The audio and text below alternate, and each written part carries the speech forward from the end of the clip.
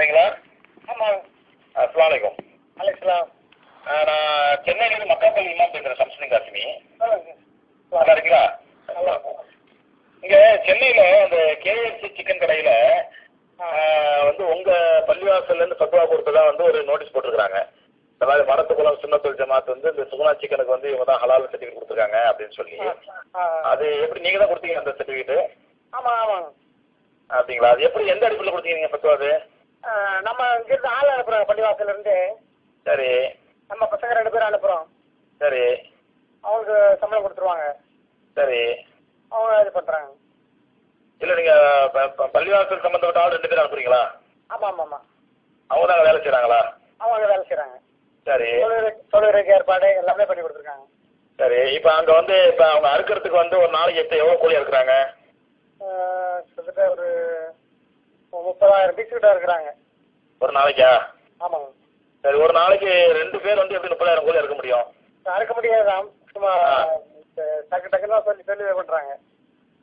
இல்லை நியாயப்படி முறைப்படி பார்த்தா கூட 24 மணி நேரம் வேலை செஞ்சால் கூட 2 பேர் வந்து 30,000 கூலி ஒரு நாளைக்கு அறுக்க முடியாது. அறுக்க முடியாது இருக்க முடியாது. அப்போ மீதி கூலி எப்படி இருக்கிறாங்க அவங்க? இந்த 2 பேர் யாராவது வேலை போய் லீவ் போட்டாங்கன்னா எப்படி இருக்கிறாங்க? நான் மொத்தம் 4 பேர் வச்சிருக்கிறோம். 2 பேரா 4 பேரா? மொத்தம் 4 பேர் வச்சிருக்கிறோம். சரிங்க. அது 2 பேராக இருப்பாங்க. 2 பேர் ரெஸ்ட் எடுத்துக்குவாங்க. சரி. ஃபர்ஸ்ட் கொஞ்ச நேரத்துக்கு. சரி. இப்போ 4 பேர் சேர்ந்தா கூட வந்து ஒரு நாளைக்கு 30,000 கூலி இருக்க முடியாதுங்களா? 4 பேர் ஒரே ட்ரிப்பாக இருக்க முடியாது. 2 பேராக தான் இருக்க முடியும். அப்போ 2 பேர் சேர்ந்து எப்படி ஒரு நாளைக்கு 30,000 கூலி இருக்க முடியும்? கொஞ்சம் தான் இருக்க முடியும். கொஞ்சம் டக்கு டக்குன்னு சொல்ல வைக்கணுங்க. அவ்வளோதான் கட்சி. இல்லைங்க, அதாவது ஒன்று புரிஞ்சுங்க. இது வந்து அவன் வந்து கேஎஃப்சிக்காரன் வந்து தமிழ்நாடு ஃபுல்லாக வந்து உங்கள் ஒரு மடத்துக்குள்ளங்கிற ஒரு சின்ன கிராமத்தில் நீங்கள் கொடுத்த ஒரு ஃபத்வாவை அவன் வந்து தமிழ்நாடு பூரா போட்டிருக்கிறான். எல்லாரும் அதை தான் ஃபாலோ பண்ணி ஹலால் வச்சு சாப்பிட்டுட்டு இருக்கிறாங்க. அப்போ நீங்கள் வந்து இவ்வளோ கேர்லெஸ்ஸாக வந்து அறுக்க முடியாதுங்க, 2 பேர் தான் இருக்க முடியும், 4 பேர் தான் இருக்க முடியும் அப்படிங்கிற சாதாரண இவ்வளோ ஒரு முக்கியமான விஷயத்த இவ்வளோ சாதாரணமாக சொல்லி மற்றவங்க ஹராமாக உணவு சாப்பிட்றதுக்கு நீ காரணமாக இருக்கக்கூடாதுல்ல? நான் அவ்வளோதான் அதில் முடிகிற அளவுக்கு செய்ய சொல்லியிருக்காங்க. இல்லை முடிகிற அளவுக்கு இல்லைங்க. இது வந்து 100% ஹலாலாக இருக்கணும்ல. இப்போ அவன் வந்து கேஎஃப்சி சிக்கன் என்ன சொல்கிறானாக்கா எங்களுக்கு வந்து சுகுணா சிக்கன் தான் சப்ளை பண்ணுறாங்கன்றான். சுகுணா சிக்கன் என்ன சொல்கிறாண்டாங்க எங்களுக்கு வந்து மடத்துக்குளம் ஜமாத் தான் வந்து லெட்டர் கொடுத்துருக்காங்க அப்படின்றான். இப்போ மடத்துக்குளம் ஜமாத் லெட்டர் கொடுத்தா நீங்கள் பள்ளிவாசலுடைய இமாமோ இல்லை பள்ளிவாசலுடைய மோதினாரோ அவங்க ரெகுலராக போய் அறுக்கிறாங்களா? இல்லை நீங்கள் வந்து நீங்கள் நிர்வாகத்துலேருந்து எவ்வளோ நாளைக்கு ஒரு போய் பார்க்குறீங்க அதை? நான் அங்கேருந்து பசங்களை அனுப்பிச்சி வச்சுட்டு டெய்லி போய் ஃபாலோ பண்ணிக்கோ போகிறாங்களா வர்றாங்களான்னு சொல்லிட்டு. இல்லை டெய்லி நிர்வாகத்துலேருந்து டெய்லி போகிறீங்களா அப்போ அந்த சுகுணா சிக்கனுக்கு? அந்த பசங்க போகிறாங்களான்னு பார்த்துக்கிடுவோம். பசங்க போகிறாங்களான்னு பார்க்குறீங்க அவ்வளோதான். ஆமாங்க. அந்த பசங்க என்ன பண்ணுறாங்க எது பண்ணுறாங்க 30,000 கூலி பசங்க 2 பேர் எப்படி அறுப்பாங்க அதை பற்றி நீங்கள் கவலைப்படுறதில்ல? அதை போய் பார்த்துக்கிட்டு சாப்பிட்டுக்கிறதா அந்த மிஷினில் வந்துக்கிட்டே இருக்குதுங்க. இல்லை மிஷினில் வர்றது வேறு பிரச்சனைங்க. இப்போ நம்ம மடத்துக்குள்ள ஜமாத்துலேருந்து ஒருத்தர் செய்யறதுங்கிற ஒரு ஃபோன் பண்ணி கேட்டால் அவர் சொல்கிறாரு எங்கள் ஜமாத் வந்து அவன் வந்து மாதத்துக்கு டொனேஷன் கொடுத்துறான் பள்ளிவாசலுக்கு, வருஷத்துக்கு 5 காசு கொடுத்துட்றான். இதுக்காக வேண்டி அவங்க வந்து இதுக்கு ஆசைப்பட்டு ஜமாத்துக்காரன் அதை பற்றி கவலைப்படுறதே கிடையாது. நான் இது எங்கே வேணாலும் வந்து சொல்கிறேன். அவங்க வந்து ஏதோ சாதாரணமாக ஏதோ ஃபத்வா கொடுத்து ஃபத்வா கொடுத்துட்றாங்க. அவன் எப்படி அறுக்கிறான்னு தெரிய மாட்டேங்குது. தமிழ்நாடு பூரா உள்ள மக்கள் வந்து ஹராம சாப்பிட்றதுக்கு மடத்துக்குள்ள ஜமாத் உடனே இருக்கிறாங்கன்னு சொல்லி உங்க ஜமாத்தை சாப்பிட ஒரு கம்ப்ளைண்ட் பண்றாரு. இதுக்கு என்ன பதில் சொல்லுவீங்க?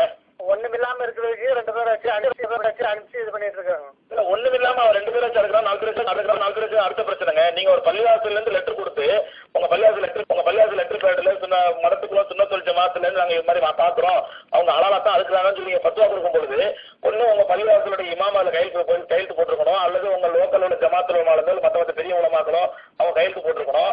அது எதுவுமே இல்லாம நீங்க அவங்க வெறும் டொனேஷன் தர்றாங்கிறதுக்காக வேண்டி நீங்க வந்து சின்ன கிராமத்துல இருந்து லெட்டர் கொடுக்கலாம். நீங்க இதை அவன் என்ன பண்றானாக்கா இது வந்து சுகுணா சிக்கன் மட்டும் இல்லை, அவன் எத்தனை கேஎஃப்சிக்கு மெக்னாரோக்கு அப்ளை பண்ற அத்தனை இடத்துல லெட்டர் போட்டு அனுப்பியிருக்கான். இருக்கிறாங்க. இல்ல அவன் அது பிறகு ஒரு நிமிஷம் புரிஞ்சுங்க. அவன் சுகுணா சிக்கன் வந்து தமிழ்நாட்டுல எங்கேயாவது இடத்துல பிரான்ச் வைப்பான், ஏதோ கிராமத்துல வைப்பான், அது வேற விஷயம். நீங்க பக்கத்துல இருக்கிற ஜமாத்துக்கு ஓகே. அவன் வந்து நீங்க கொடுக்குற ஃபத்வாவை அவன் மட்டும் பயன்படுத்துற கேஎஃப்சி சிக்கன் கொடுக்குறான். கேஎஃப்சி சிக்கன் மெட்ராஸ்ல பெரிய பெரிய ஷாப்பிங் மால்ல ஸ்பென்சர் பிளாசால எக்ஸ்பிரஸ் அவென்யூ மாதிரி பெரிய பெரிய ஷாப்பிங் மால்ல உங்க ஃபத்வா தொங்கிட்டு இருக்காங்க.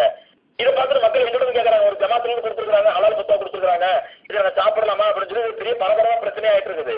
அப்ப தமிழ்நாடு கூட இந்த மாதிரி ஒரு பெரிய பிரச்சனைக்குரிய விஷயத்தை நீங்க ஒரு சின்ன கிராமத்துல இருந்து அவன் தர டொனேஷன் ஆசைப்பட்டு எப்படி லெட்டர் கொடுக்கலாம் நீங்க ஒரு ஹலால் ஹராம் விஷயத்துல? ஒண்ணுமே இல்ல இல்லாம இருக்கிறதுக்கு நாங்க ஆளு ஒண்ணுமே இல்லாம இருக்குது முறையா செய்யணும். அலால் ஹராம்ங்கிறது முறையா செய்யணும். ஒண்ணுமே இல்லைங்கிறதுக்காண்டி அவன் டொனேஷன் தராங்கிறதுக்காண்டி நீங்க ரெண்டு கொடுத்தா எந்த நியாயம் அது? அந்த ஒரு நிமிஷம் அந்த பத்துவாவை உங்க மடத்துக்குள்ள மக்களோ இல்ல இந்த சரௌண்டிங்ல உள்ள விடுதலைப்பட்ட பொள்ளாச்சி மக்களோ இல்ல பழனி மக்களோ பயன்படுத்துறா பரவாயில்ல. இது ஓவர் தமிழ்நாடுக்கு வந்து ரெண்டு பத்துவா பயன்படுத்துறாங்க. அப்ப தமிழ்நாட்டில் உள்ள எல்லா மக்களும் என்ன பண்றாங்க, சரி மடத்துக்குள்ள ஜமாத்தா சரியா தான் இருக்கும், அவங்க அது மாதிரி இப்ப நேரில் போய் பார்த்து தான் அவங்க பத்துவா கொடுத்துருப்பாங்க அப்படின்னு சொல்லி அவங்க பத்துவா கொடுத்துருப்பாங்க. நம்புறாங்க தமிழ்நாட்டு மக்கள். அப்ப இவ்வளவு முக்கியமான விஷயத்த வந்து ஒண்ணுமே இல்லாததுக்கு ஏதோ லெட்டர் கொடுத்துருக்கோம், ஒண்ணுமே இல்லாத லெட்டர் கொடுத்துருக்கோம் அப்படின்னு சொன்னா எந்த விதத்துல நியாயம் இது? ஒண்ணு உங்க பள்ளி மோதினார் வந்து அங்க போய் பார்த்து அவரால் உங்க பள்ளியுடைய இமாம் போய் பார்த்து ஆமாங்க இங்க முஸ்லீமா இருக்கிறாங்க சும்மா ஒரு பேருக்கு ஒரு நாமக்கே வார்த்தை ரெண்டு முஸ்லீம பேருக்கு வச்சாலும் வேலைக்கு வச்சுட்டா அந்த ரெண்டு பேரும் சேர்ந்து 30,000 எப்படி இருக்க முடியும் சொல்லுங்க பாப்போம். இருக்க முடியாதுதான். அப்புறம் இதை யோசிக்க எப்படி பத்தவா கொடுக்கலாம் சொல்லுங்க. மற்ற ரெண்டு மூணு கம்பெனிலாம் இருக்கத்தான் செய்யுதுங்க. ரெண்டு மூணு இந்த சாங்கி விகேஎஸ் நிறைய கம்பெனி இருக்கத்தான் செய்யுது. சரிங்க. அவங்களும் இப்படிதான் பண்றாங்க. எப்படி பண்றாங்க? ரெண்டு ஆளை கொடுத்து தான் பண்ணிட்டு இருக்கிறாங்க. இல்லங்க நான் ஒண்ணு புரிஞ்சுங்க, இது சும்மா ரெண்டு ஆளை பேருக்கு வச்சுட்டு அவன் அலால காட்டுறதுக்காக வேண்டி ஊரை ஏமாத்துக்காக ரெண்டு பேரும் தொப்பி ஒரு முஸ்லீம் பேரை வச்சுக்கிட்டு மத்தெல்லாம் ஆனாலும் காப்பீடு வச்சு அறுத்துட்டாண்டாக்கா அதுக்கு நீங்க உடனே ஆவீங்களா? சந்தியா இருக்குன்னு சொல்லுங்க. வேற என்ன அர்த்தம் இதுக்கு? இது நீங்க ஏதோ ஒரு சின்ன மடத்துக்குள்ள ஒரு ஜமாத்து கொடுத்த மேட்டர் இல்லை. இது மொத்த தமிழ்நாட்டிலும் அந்த 10 பத்துவா தொங்க விட்டுருக்கான் எல்லா கேஎஃப்சி கடைகள்லயும். சரி இப்ப என்ன சொல்றீங்க? அதாவது நீங்க உடனடியாக அந்த பத்துவா வாபஸ் வாங்க, இல்லைன்னா உங்க முறையா உங்க ஜமாத்துல மேல அணுகி முறையா ஆட்களை போட்டு ஒரு 10 பேரா முஸ்லீம்களை போட்டு 30,000 கோடி ஒரு நாளைக்கு இருக்கிறது எத்தனை பேர் தேவைப்படும் அப்படின்னு கணக்கு எடுத்து அத்தனை பேர் பண்ணா நீங்க முறையா பத்துவா கொடுங்க. இல்லைன்னா நீங்க உடனே டிக்ளேர் பண்ணுங்க நான் இன்னைக்கு ஜும்மால அதை பத்தி உங்க ஜமாத்தை பத்தியும் நீங்க பத்தியும் நீங்க பேசுங்க. இப்ப உங்களுக்கு எனக்கு ஒரு சம்பாஷணை பத்தியும் நான் இன்னைக்கு ஜும்மால பேசி இதை வந்து தமிழ்நாடு பூரா டிவியில பார்க்க போறாங்க, உலகம் பூரா டிவியில பார்க்க போறாங்க. ஏன்னா நீங்க பண்ண மிஸ்டேக் வந்து நீங்க பண்ண தப்புன்னு சாதாரண தப்பு அல்லது. ஒட்டுமொத்த தமிழ்நாட்டு முஸ்லீம்களும் ஒரு ஆறாமான உணவு சாப்பிடுறது நீங்க காரணமாயிட்டீங்க. ஏதோ சும்மா ஒரு மாசம் இருந்து கஞ்சி காசு தரான், நோம்பு கஞ்சி காசு தரான், மாசத்துல டொனேஷன் தராங்கிறதுக்காக வேண்டி நீங்க மார்க்கெட்ல விளையாடுனா எந்த நியாயம் அது? சரி அவங்க பேசிட்டு சொல்றாங்க. நீங்க உடனடியே அந்த பத்துவா வாபஸ் வாங்க. இல்லைன்னா வந்து அவன்கிட்ட முறையா இந்த மாதிரி சொல்றேன். நான் இன்னைக்கு சுகுணா சிக்கனை பத்தி கேஎஃப்சி பத்தி பேச போறேன். இன்னைக்கு டிவியில டெலிகாஸ்ட் ஆக போது உலகம் கூட பார்க்க போறாங்க. இன்னைக்கு உலகம் கூட பார்க்க போறாங்க. நாங்க எல்லாம் கமிட்டியில முடிவு பண்ணிட்டு உங்கள்கிட்ட பேசுறது என்ன பண்ணலாம்னு சொல்லி நீங்க பேசிட்டு உடனே நடவடிக்கை சுகுணா சிக்கன் சொல்லுங்க. எங்களுக்கு வந்து தமிழ்நாடு கூட எங்களுக்கு அசிங்கமாகி போச்சு, எங்க ஜமாத் வந்து அசிங்கமா பேசுறாங்க, நாங்க வந்து உடனே இது வாபஸ் வாங்கிட்டு அவன்கிட்ட முறையா அவன் அலாலா பண்றதா ஒரு நாளைக்கு 8,000 கூலி இருக்கிறான். அந்த 10,000 கூலி இருக்கிறதுக்கு எத்தனை முஸ்லீம் தேவைப்படும்? அத்தனை முஸ்லீம் நாங்க தான் வந்து எப்படி ஏற்பாடு பண்ணுவோம். அப்படி ஏற்பாடு பண்ணி அடுத்தா நாங்க வந்து சர்டிஃபிகேட் தருவோம். எல்லாம் தரமாட்டம் கொடுத்துட்டு வாபஸ் வாங்கிடுங்க. அவன் சும்மா 5,000 10,000 தரது ஆசைப்பட்டு தயவுச்சு அல்ல மார்க்கெட்டோட விளையாடாதீங்க. ஆளுகளும் கிடைக்க மாட்டேங்கிறாங்க. அதான் என்ன பண்றாங்க? ஆளுகள் கிடைக்கிறது வேற விஷயங்க. ஆளுகள் கிடைக்கிற வேற விஷயம். அப்படி ஆளுகள் பத்தா கொடுக்கூடாது. ஆளுகள் கிடைக்கிறது காசு வச்சு அர்ப்பணி ஆளுகள் பத்தா கொடுத்தா எந்த நியாயம் அது? நான் குளிர்ல வந்து நிக்க முடியல. 2 பேர் 4 பேர் நிக்கிறதே பெரிய சிரமமா இருக்குங்க. ஏங்க 4 பேர் நிக்கிற 10 பேர் நிக்கிற என்னங்க சிரமம் இது? அவனுக்கு வந்து கோழி இருக்கிறது காசு கிடைக்கல. ஒரு முஸ்லீம் கொடுத்தா கூட 2,000 நம்மள இஷ்டம் கொடுத்துட்டோம். அவனுக்கு ஒரு பிசினஸ் அதை பத்தி நீங்க கவலைப்படுறீங்க. நீங்க எல்லாரும் மார்க்கெட்டை பத்தி நீங்க கவலைப்படுறீங்க. அவன் பிசினஸ் பத்தி நீங்க கவலைப்படுறீங்க. அவனுக்கு ஆள் கிடைக்க மாட்டேங்குது. அவனுக்கு ஆள் கிடைக்கிறதுக்காண்டி அவன் ஹராமான காசு வச்சு இருப்பான். அதுக்கு நீங்க ஹலால் பத்தா கொடுத்துருப்பீங்களா? சரி கமிட்டி முடிவு பண்ணி நான் உங்களை பேச வைக்கிறேன். முடிவு பண்ணிட்டு உடனே தொடர்பு உள்ளவங்க நான் இன்னைக்கு சும்மா இதை பத்தி பேச போறேன். சரி நல்லது.